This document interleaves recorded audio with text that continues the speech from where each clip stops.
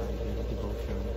Ako po si Alexander Gomez ng batch 3. At ang topic po na tatalakayin natin ngayon ay kailangan ba tayo ng Diyos? Ngayon po ating pag-aaral ay ito po sa Acts chapter 17 verses 24 to 25. At buksan po natin ang ating puso't isip sa magandang salita ng Diyos. Sinasabi dito na the God who made the world and everything in it, being Lord of heaven and earth, does not live in temples made by man, nor is he served by human hands, as though he needed anything, since he himself gives to all mankind life and breath and everything. At sa Tagalog, ang Diyos na gumawa ng sanlibutan at lahat ng narito ay ang Panginoon ng langit at ng lupa, at hindi naninirahan sa mga templong ginawa ng tao. Hindi rin siya nangangailangan ng anumang tulong o paglilingkod ng tao, sapagkat siya mismo ang bibigay ng buhay, hina at lahat ng bagay sa sangkatauhan. Teaching number 1, God is independent and self-sufficient. Pinapakita sa verse na ang Diyos ang may likha ng lahat ng langit, lupa at lahat ng nilalaman nito. Hindi siya naninirahan sa templong gawa ng tao at hindi niya kailangan ng tulong ng sinuman. Ibig sabihin, hindi siya limitado tulad natin. Siya ay may kabuuang kalayaan, kapangyarihan at kakayahan.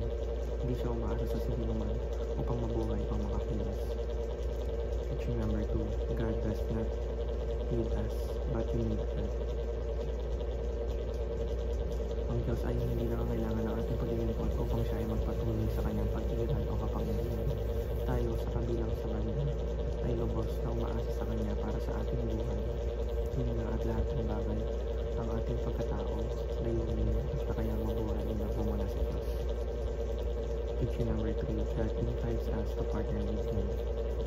Bagamat hindi niya kailangan, pinipili pa rin ang Diyos na isama tayo sa kanyang mga plano. Isa itong pagpapakita ng kanyang grasya at kabutihan na tayo bilang makasalanang nilalang ay binibigyan ng pagkakataong maging kabahagi ng kanyang gawain. Isang paanyaya ito hindi dahil sa ating galing, kundi dahil sa kanyang pagmamahal. Application number 1, live humbly at all times. Dahil alam natin hindi tayo ang sentro ng lahat ng bagay at ang Diyos ang lamang ang tunay na makapangyarihan.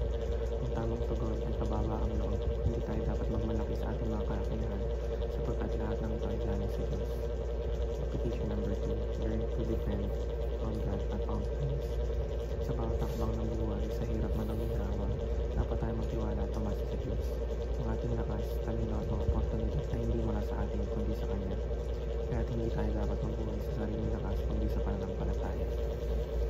Application number 3, love God and value what He values.